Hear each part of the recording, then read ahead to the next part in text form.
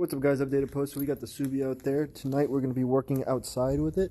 Now I'm going to be adjusting the headlights. Some of you guys may not know how to do that, so I'll go ahead and show you in the videos.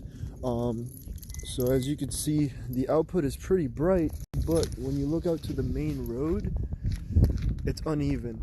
Now I'm going to have a better visual when I get to the place that I want to go to, but some of the key pointers: you're going to have to find a flat surface. And when you find a flat surface, you want to be able to back away 25 feet so that you have room to adjust it, and that's the distance that is recommended when doing adjustments. You can slightly see that it's off from this angle, but I'm gonna get a better visual once I park, so stay tuned.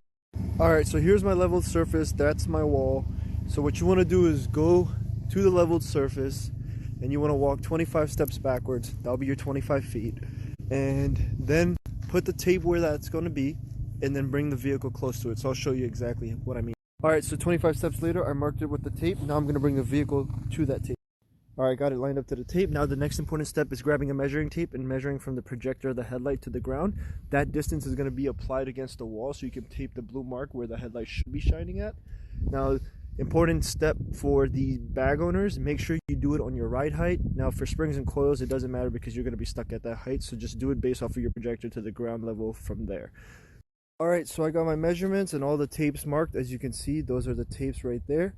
So the headlights are way low.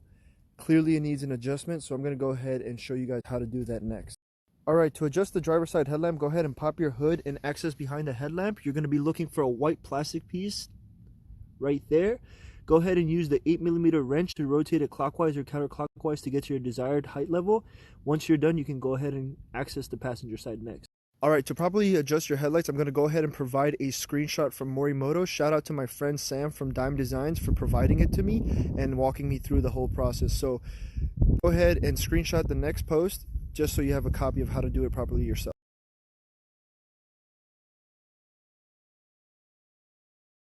As you can see, I have the 8mm wrench in place, so when I go counterclockwise, it slowly goes up, and keep doing it so you get to your desired location in the blue.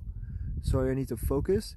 As you can see, I'm halfway there, so keep doing it till you get to. For the passenger side adjustment, as you can look right next to the intake, you can see the white plastic piece right there. To get easy access down there, go ahead and remove the two clips that are holding the intake, and once you do that, you can easily remove this to get your hand access down there.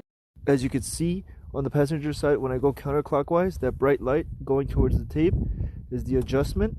So make sure you go till you reach your designated height. Alright, once you're done with the passenger side, make sure you put the intake back in. Make sure the other end of it goes inside the airbox, and put the two clips back where they came from, and look at your new adjusted heights. It looks great. Now there's a lot of visibility compared to earlier. One more thing, if it's a public property and it's not yours, make sure you clean up your mess. You don't want to violate the community's